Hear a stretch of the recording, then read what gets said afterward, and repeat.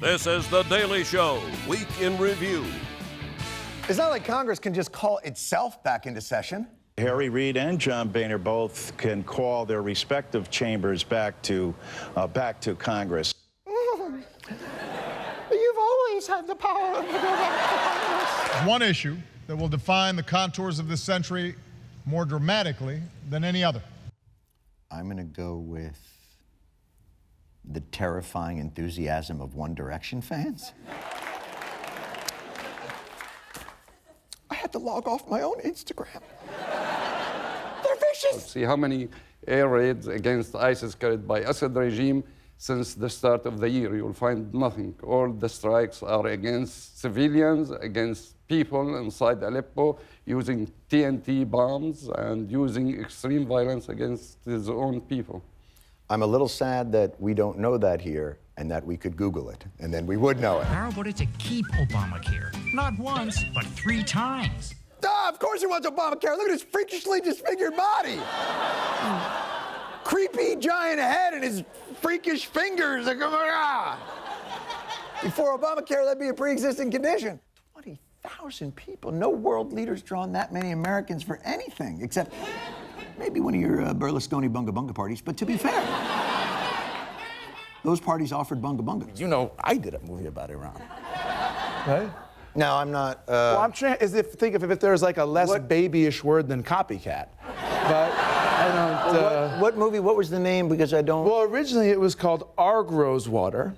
And I thought now if some guy made Rosewater. I thought. So who would call a movie Argo just off the bat? You know? I thought you directed Fargo. I'm terribly sorry. Ebola just jumped the fence and walked through the front door. No one there noticed, none of the security noticed, a 6-foot-tall yellow virus entering the White House. Nope. As a matter of fact, it was a few days before anybody noticed anything strange. People finally got suspicious when in a cabinet meeting, Ebola proposed a nationwide initiative to promote spitting in each other's mouths. The first case of the deadly disease diagnosed on U.S. soil, a major American city on high alert. Oh yeah, we're all gonna die. Kiss your ass goodbye, motherfuckers. You're about to bleed out your ass.